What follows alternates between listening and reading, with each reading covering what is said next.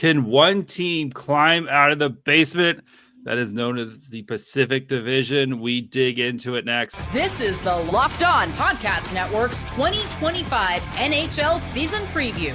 Your team every day. Hello. Welcome to a Locked On NHL's Pacific Basement Division preview, where we're going to be looking at the Sharks, the Canucks, the Ducks, and the Kraken. My name is JD Hung, host of Locked On Sharks.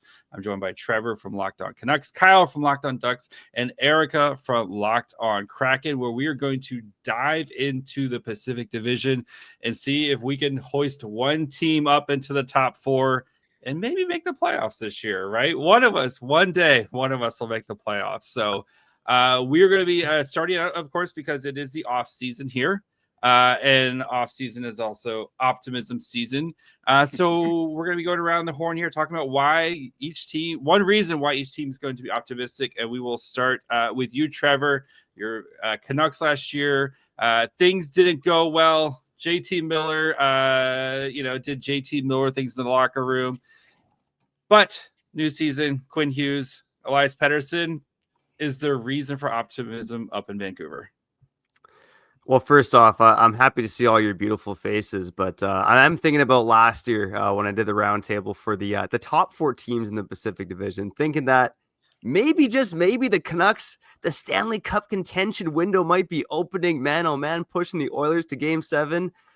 And as you all know, it's here we are, the Canucks. You're in the mud with us down here. In the bottom, yeah. JT Miller's the captain of the Rangers. And JT Miller getting traded. That was something that obviously I didn't see coming last year. So look, when I look at the Canucks going into this season, almost everything went wrong last year, right? They had lots of injuries to key players. Obviously, according to what we heard, maybe the most toxic dressing room in the entire NHL. And they still almost made the playoffs, right? Like, they were kind of fighting for their playoff lives until the tail end. So when I look at this season, and man, oh man, maybe I got those blue and green glasses on, but I have a hard time seeing Thatcher Demko play only 18 games. I have a hard time seeing Elias Pettersson have only 45 points. And those are, two of the most important guys on this team outside of Quinn Hughes, who I believe will be a superstar once again. Filip Hronek, a key defenseman, missed a chunk of time last year. I mean, look, this Canucks team, JD, I think you're saying before you hopped on, you can see them being a top 10 team. You can see them being a bottom 10 team. There's a huge variance here based on Pettersson and Demko specifically. But you look at this defense, and on paper, could be top 5 in the NHL, right? A great top 3 of Marcus Pettersson, Filip Hronek, Quinn Hughes, Kevin Lankinen, and Thatcher Demko have the potential to be one of the best goaltending duos in the NHL. And if you couple that with the Canucks offense, even if the Canucks offense is just league average, this is probably a playoff team. Yeah, and nothing fixes locker room cultures like trading for Evander Kane. Kyle, so this feels like the year where the Ducks are supposed to take a step, right? You've been slowly building since 2018. You have all these great prospects who are starting to kind of round into form. And then you go out and you hire Joe Quenneville, who's won a Stanley Cup before. Can the Ducks, is this optimism for Anaheim this year? There is a lot of optimism. Unlike the Canucks, who give their players to the Rangers, we take the Rangers and bring them over to Anaheim. We are the New York Rangers Light or the New York Rangers West, whichever way you want to look at it. But this year, there's a lot of optimism, I think, with the new coaching staff and the additions to this roster, and just seeing what's been happening with training camp so far. I think there's a lot that's going to come out of the Anaheim Ducks. I think they're going to put the league on notice, and there's going to be a little bit of surprise coming out of the wonderful Orange County out here and making a difference. I look at where these Ducks are, and compared to the Cronin structure that has been the last couple of years, and now looking at Joel Quenneville and the team and just their energy, their effort, it seems like there's just this level of respect that goes beyond, the regular levels of hockey. And now these guys are really putting their efforts and energy on the line. And it's going to be an exciting year out here for Anaheim. I mean, that JT Miller jersey in a couple of years, that Ducks JT Miller jersey is going to be a hot commodity. The Miller McQuinn combo is going to be great. I'm just Miller waiting for McQueen combo. Zibanejad to come out here because the There we Ducks love go. their Swedes. We're all about Sweden out here in Orange County. So Zibanejad, just come and join the boys. We're waiting for you. Erica, the Kraken have been a team that's been kind of wandering the desert here. They made the playoffs their second year, and then it's been, they've been kind of struggling to get back to that. Is this the year that they break through? Well, we sure hope so.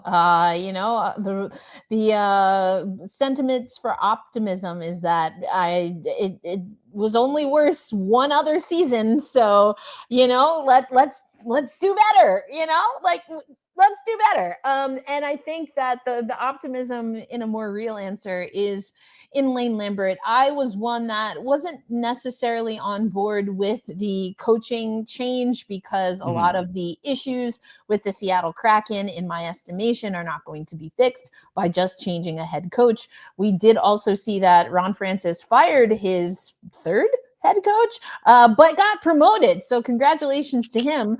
But that means that Jason Botterill is running more of the day-to-day. And I think that although I still have questions with regard to what the messaging is and if everyone from front office all the way to coaching staff is even on the same page with what the timeline is for the Seattle Kraken, in the last few days of training camp and even in the preseason, I think we're already seeing what Lane Lambert can do as far as bringing a lot more discipline to this team. He does not mince words. He seems very direct. He also has no issue stopping drills in practice. The practices have been he's running these guys or skating them, and there's a lot that he's setting a high bar, I guess is what I'm trying to say here. And when you have a team that's been flailing and has arrived earlier than expected in season 2, but then really has underperformed in a lot of ways, even though, this was still going to be a scrappy team trying to get out of the Pacific Division, but they've underperformed in the last 2 seasons. A coach, like Lane Lambert coming in, I'm seeing early returns on that. But we also thought that about Dan Bylsma at times, that he was going to really impact a much faster Seattle Kraken. And then my favorite element of the game, JD defense, went out the window. So, I think Lane will have that balance, and that's definitely a reason for optimism. Although, again, I might have to backtrack some of the things I said in the offseason about the coaching change. Early returns now are that this was the right move.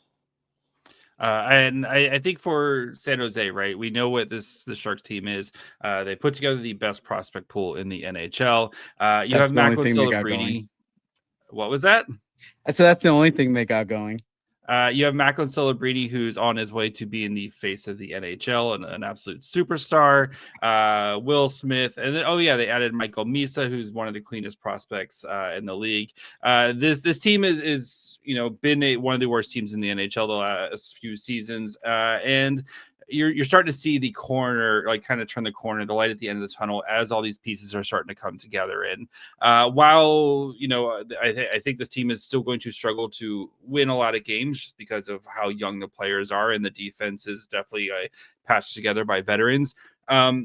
You get to watch Macklin Celebrini every night do cool Macklin Celebrini things, and that right there is your reason for optimism, right? You see so many teams go through these rebuilds and unable to land that superstar player, and it feels like the Sharks have that superstar player, that franchise cornerstone that you can build everything else around, right? And if he turns out anywhere near the same breadth as Sidney Crosby, I feel like the Sharks are going to be in really good hands for the next 15 to 20 years with Celebrini, kind of driving this rebuild and driving where this is going. So while things are optimistic for all these teams, there are expectations that are put on by outside people like FanDuel, and this is what FanDuel thinks of all of our teams. So FanDuel has the over/under for the Canucks set at 89.5 points this year, the Ducks at 83.5, the Kraken at 78.5, and the Sharks at 72.5. Trevor, we'll start with you with your Canucks. Do you feel, what are you taking, over, under? Yeah, I'm absolutely smashing the over on this. Not to sound like a homer over here, but like I said earlier on, and this team had 90 points last season in a year where everything went wrong. I mean, of course, it's Vancouver. Everything could go wrong again, but I would be betting that things are going to be better than last season. Like I said, I do believe this is a wild card team. You know, we love that mushy middle hockey in Vancouver. But the mushy middle probably means they're in that 90-ish point range, maybe even 95, maybe even 96 points. So I'd be hitting the over for the Vancouver Canucks. Kyle, what do you got for your Ducks? Definitely taking the over. I think I saw the odds for over was like minus 130 or something like that. So definitely looking like the Ducks are gonna to break that. And I have confidence in this coaching staff and all these players that there's going to be a new look team out here, and we're definitely going to break that. Erica, are you taking the over as well? Optimism City? I guess I am, yeah. Not to sound like everybody else, but that's one second win on a back-to-back difference than last season, which we were 0-12 on back-to-back. So if we just get one back, yeah, it was nasty. It was nasty business, and that's not even the full streak if we go back to the season prior. So yeah, I mean, we had a back-to-back. We won the second game in preseason, so we're right in line to get that extra 2.5 points. I think that this team, again, early returns, the structure should be there in a way that it just wasn't last year. So I'm taking the over. I'm taking the under on the Sharks. So the Sharks only had 52 points last year. The season before that, they had 47. They have yet to crack 100 points in the past 2 seasons combined. So that would be a 20-point jump from 52 to 72, and I guess a 21-point jump.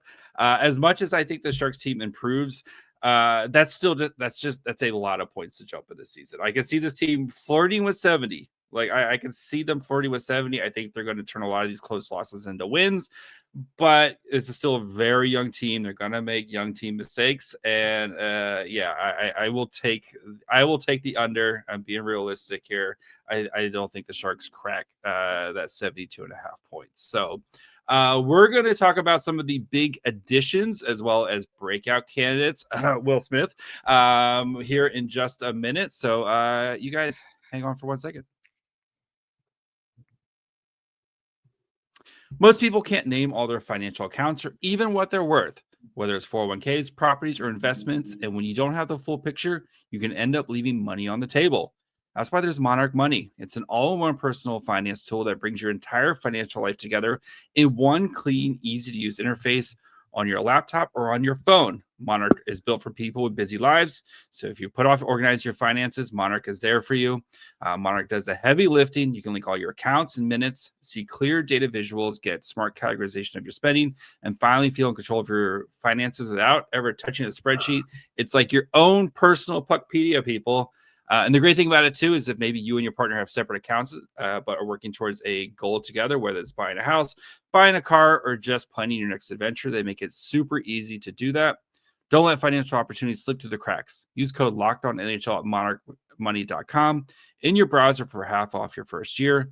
That's 50% off your first year at monarchmoney.com with code LOCKEDONNHL. All right. So before we continue, do of course want to thank you guys for making this your first listen. If you haven't, go check out any of our shows: Locked On Kraken, Locked On Ducks, Locked On Canucks, or Locked On Sharks, wherever you listen to podcasts. And of course, you can subscribe on YouTube as well. Erica, who was the biggest addition for your Seattle Kraken this offseason, and why was it Mason Marchment, who I really wanted the Sharks to trade for? No, but who do you think it was for you? Yeah, everyone's saying Mason, and I'm an eye test gal, so I'm going to reserve the right to hold off on that. But I think the reason that Mason Marchment is everyone's pick is because another thing that we heard from the Seattle Kraken is that they want to play net front. We need a little more moxie, a little more sandpaper, and Mason definitely has that.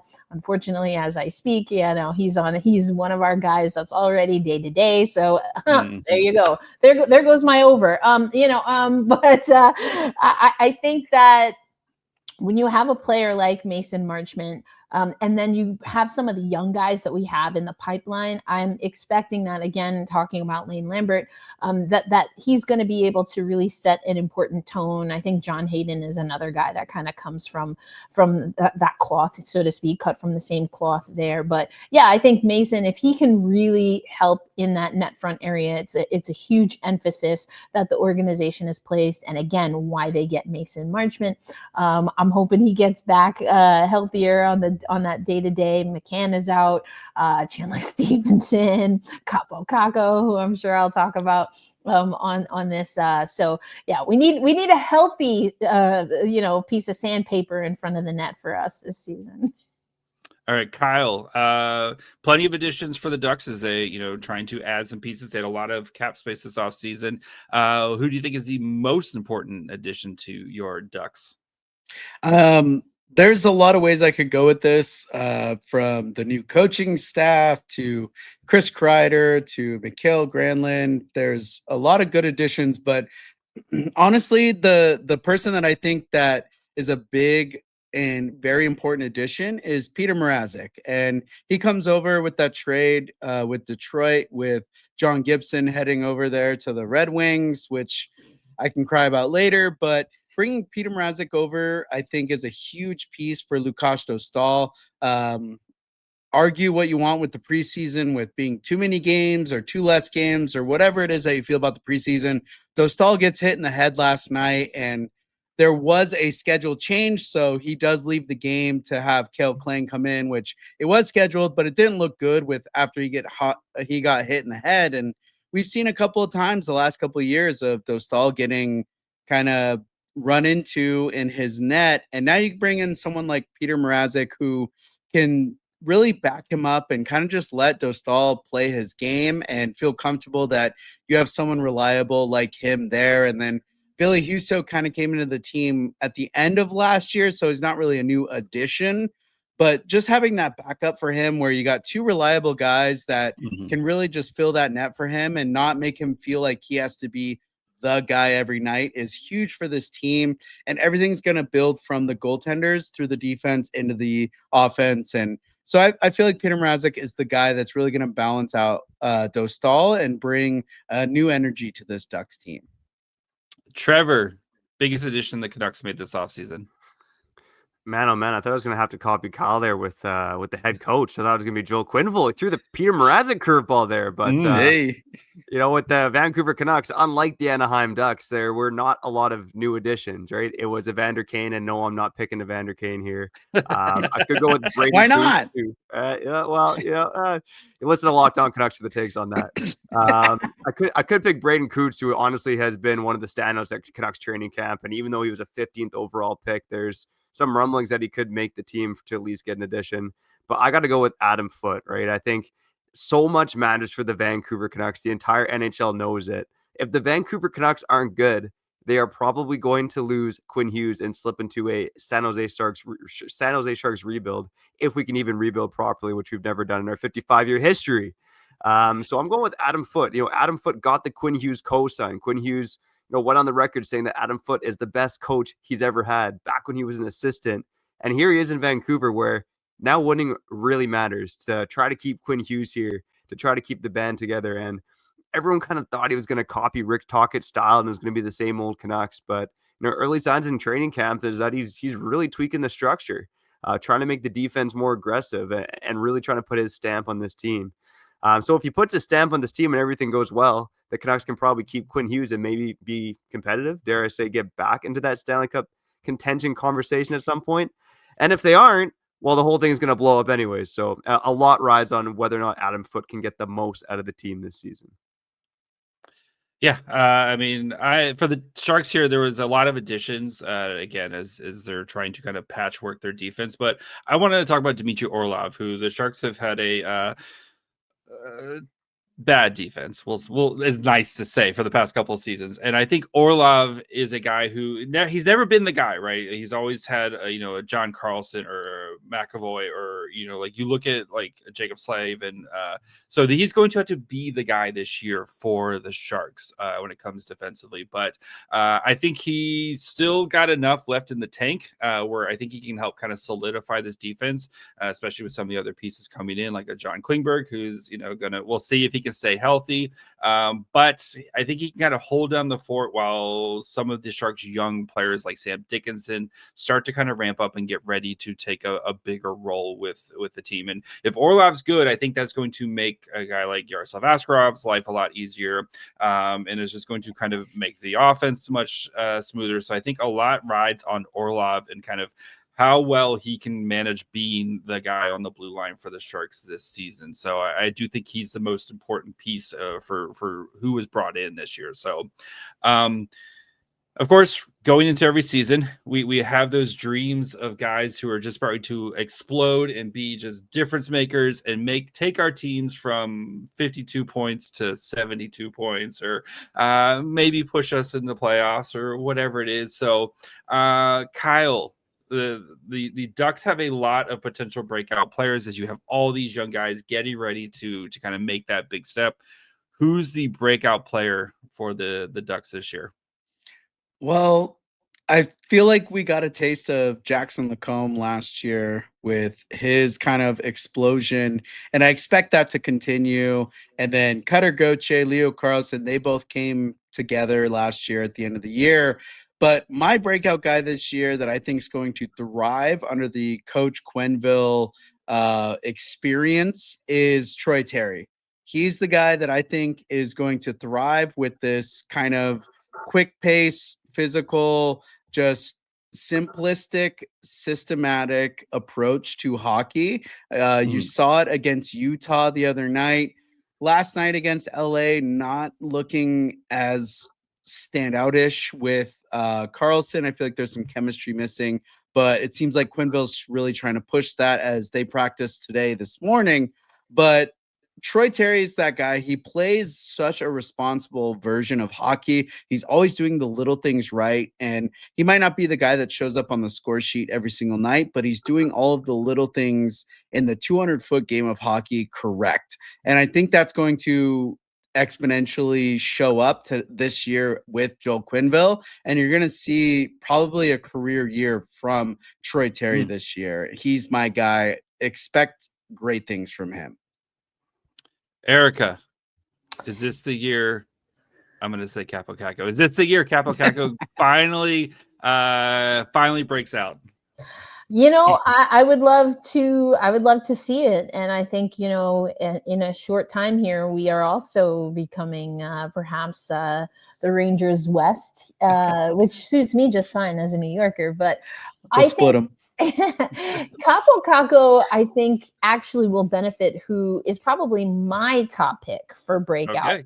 And that is Yanni Newman. Now, a few things have to happen, including him actually making the NHL roster, but he has dropped weight.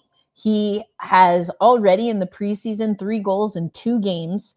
And I think that he is just laser focused. And I think that him coming in, having such what seems to be a productive offseason, and Lane Lambert being the coach, I think he's feeding directly into what Lambert wants to do while also upping what he can do physically. And what we're seeing is Matty Beniers is centering that line with Newman and Kako. And I really like that combination overall. I got to put this one out there for the fans, though, because I know a lot of people want this to be a Shane Wright breakout year. And the truth is, that not only do I think there will be multiple players on the Kraken that will have a breakout year, but we kind of need it. All right.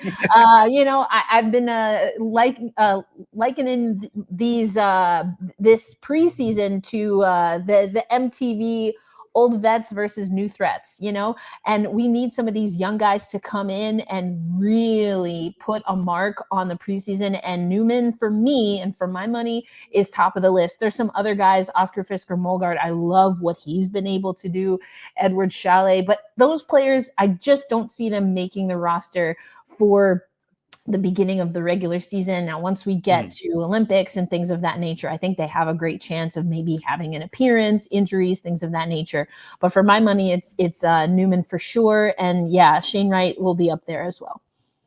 Trevor, do the Canucks have anybody left to break out?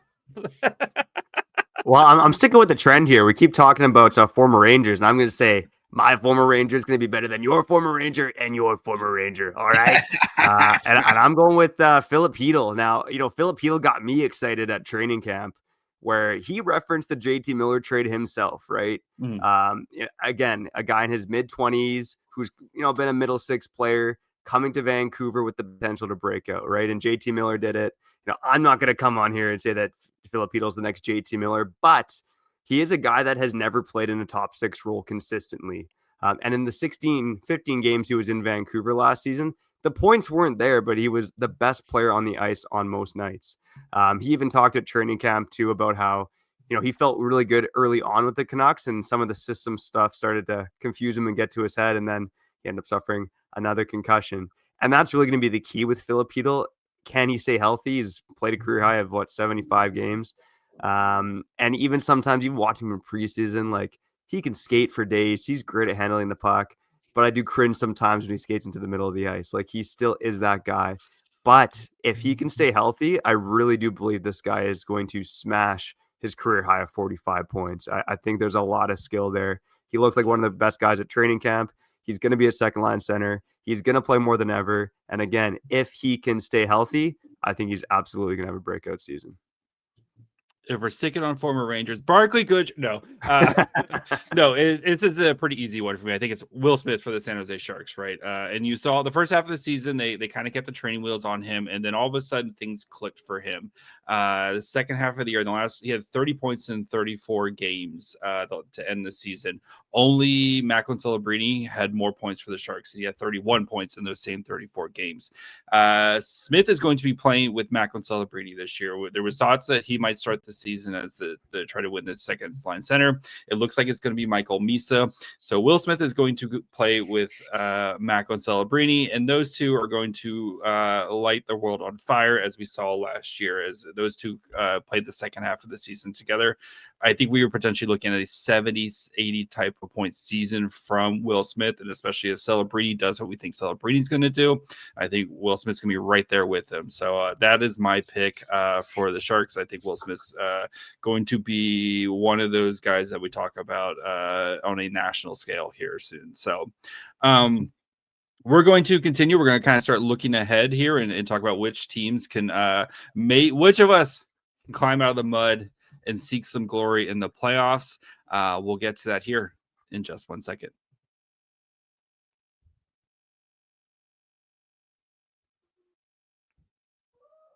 All right, before we finish up, of course want to thank you guys for making this your first listen. For your second listen, go check out the Locked On Fantasy Hockey Podcasts. Steal and Flip provide daily fantasy tips to give you over the edge with your league mates while making you a smarter hockey fan.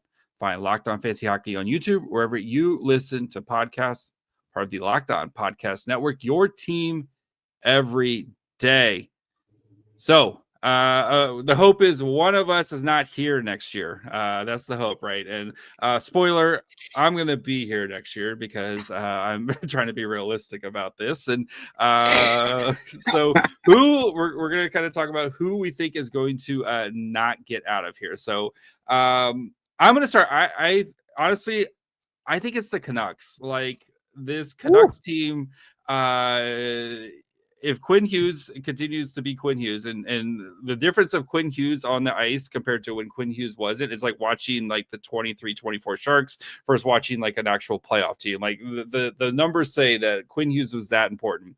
He sounds like he's healthy. If Elias Pettersson can return to form and be somewhat of what he was, I think it's the Canucks. What do you guys say? Well, when the Canucks fail to show up during this regular season and then Quinn Hughes goes over to New Jersey to join his brothers, the Ducks are going to sneak up and they're going to be taking over the playoffs this year. But in all joking aside, I think the Ducks have a good opportunity to be in that wild card spot. They're going to be battling the entire season. I think they're going to kind of be a surprise team this year with just the new coaching staff and the new energy around this team and just seeing how things have been around Great Park Ice and the Honda Center. I feel a different vibe than I have in multiple years out here in Orange County. And I'm expecting the Ducks to kind of be right there on that cusp. Yeah. I mean, I think that I'm going to say, of course, it's the Seattle Kraken, right? I think that I have liked what Lane has done. Early returns with the discipline, getting this team focused. That's been a huge thing that's been missing. Great guys, lunch pail guys, and sometimes, you can't eat a sandwich every day, sometimes you need a little bit more sustenance. So I think Lane is bringing that. I do, though. Honestly, I like the two teams that have been brought up. So basically anyone but San Jose I'm cool with. But I think, Kyle, I might be leaning towards your squad. I've said this when I joined the network. It just seemed logically, right? Unless your team tank, forever, that some of the teams, as we were coming into the Pacific Division, they were getting young talent with those high draft picks. And eventually, right, that's going to pay off. And I think we saw that just as we were starting to come into the division with LA. We see what they've been able to do. Vegas has stayed there. And for me and my money, I think Anaheim is the next team to do that and be what the Kraken continue to say we want to be, which is a perennial playoff team. I think I don't know what our timeline is. The 5-year plan, which would be this season, I think is out the window. So I think we're now at another maybe 3 to 5 year plan. But Kyle, I like what your squad's got going on. Thank you. Yeah, when I'm looking at all our teams right now, I think sorry, JD. I think you're definitely in the bottom. At least you know it. Maybe I'm still in denial, right? Based on these conversations that have been going on. But for me, it's San Jose and Seattle that I think are still here for sure. I think, Seattle's ceiling is probably like this 80-ish point team, right? I mean, there were nights the last season, right? I think we played the Kraken in January. We got our butts kicked. We were missing Hughes and Pettersson. And I'm like, man, without Hughes and Pettersson, we are the Seattle Kraken because Kraken have some good defense. They got some players, but they got no stars, right? So the Canucks stars can be their stars. I feel good about us being out, but I really do think it's between the Ducks and the Canucks, right? And I look at this Ducks team on paper, and I don't feel like they're that much better. I think these guys, young guys, could take a step.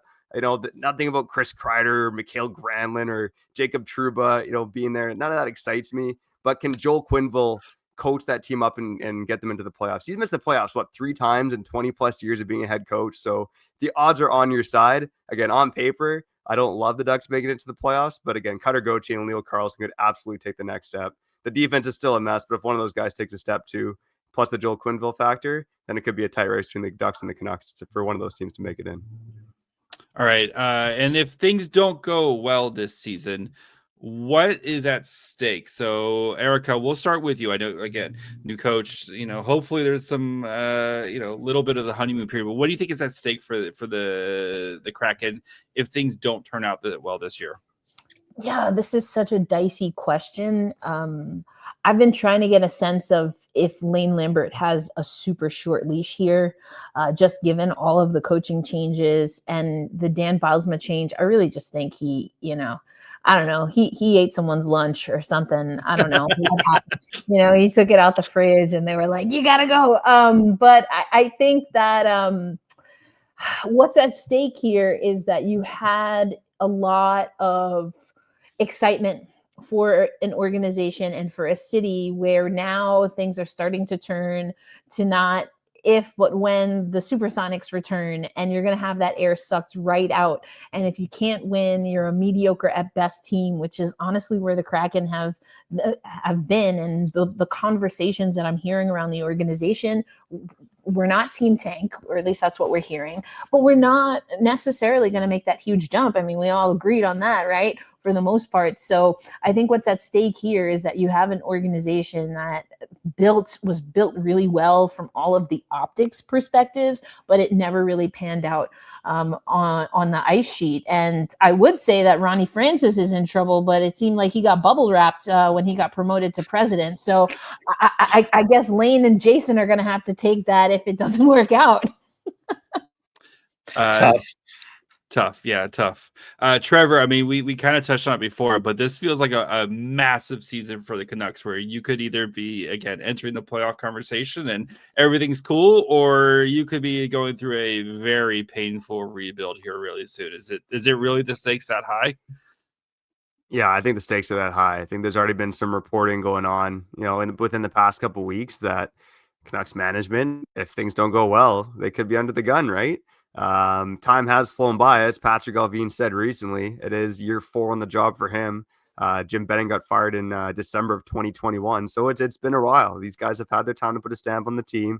Everything was trending in the right direction until last season, and they got to take some blame too for how the whole Miller-Pettersson situation was handled. So if things look more or less like that last year, I think Canucks management's under the gun.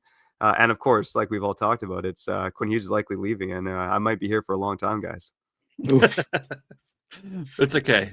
We have jackets. Kyle, we again, like, vibes are good, things are going well, so kind of feels like if maybe they don't kind of meet expectations, like you still feel like you're heading in the right direction. Is like, doesn't feel like it's as dire for the Ducks this year if they don't make the playoffs. Yeah, I think there needs to be an improvement in the points at least, and they need to be a competitive team this year. And even if they don't make the playoffs, as long as they're kind of right there in the cusp, if they're bottom, like hanging out with the Sharks, like no pun intended, being bottom feeders, if that's the case, then there might be an issue with Pat Verbeek. I think Pat Verbeek's been kind of pushing the overall fan base in a negative direction, and especially looking at how he's handled players like Trevor Zegras, Jamie Drysdale, now Mason McTavish. We're 7 days into this training camp and still there's zero movement. Elliot Friedman reported nothing's been happening. It's just looking like Verbeek's kind of got this ego, and that's going to be an issue. And if we don't see success, and it comes back to, Mason McTavish having a poor year, because by the time he finally gets signed, or if he moves out, whatever happens with McTavish, I think will be the kind of descriptor of this season, whether it's good or bad. And if it goes bad, I think Verbeek's going to be on that chopping block. A life with no expectations. Here's what I would say. I think fans, though, want to see improvement, right? And is something I've been kind of harping on with my show is you can't three-peat. Like the Panthers are going for a three-peat. We're trying to avoid the three-peat of being the worst team in the NHL, because it's not a great look if your team is the worst team in the NHL for 3 straight seasons. And I think if the Sharks are the worst team in the NHL, it brings up bigger questions of like, well, is Askarov this guy that we expect him to be? And is Celebrini, can be this guy? And what about Eklund and Smith, et cetera, et cetera? I think it poses more questions. And while, again, I don't expect this team to be up in the playoffs and stuff, but can this team be just more competitive night in and night out? And we saw that last year under Ryan Warsofsky, where they were a very competitive team on most nights. And yes, you got your 7-1 games mixed in there as well. And I think there's gonna be less of those. And I think there's gonna be less third period where they lose leads in the third period.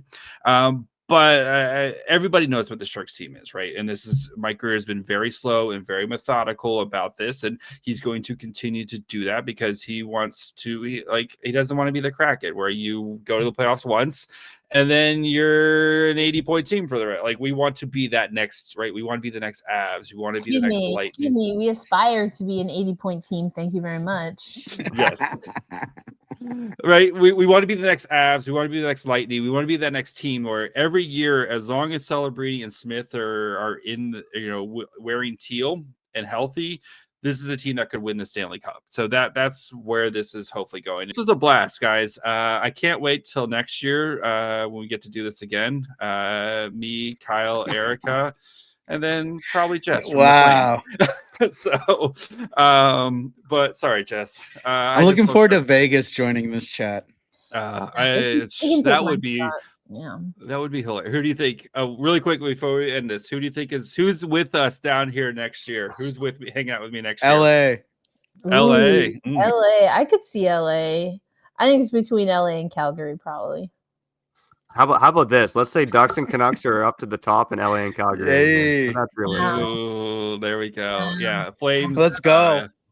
There we go. At least it'll be me and Erica next year. So as always, we'll start. Of course, you can find any of our shows wherever you're listening to this podcast and watch on YouTube as well. Locked on Canucks, Locked on Ducks, Locked on Kraken, and Locked on Sharks. Until next year. Bye, friends.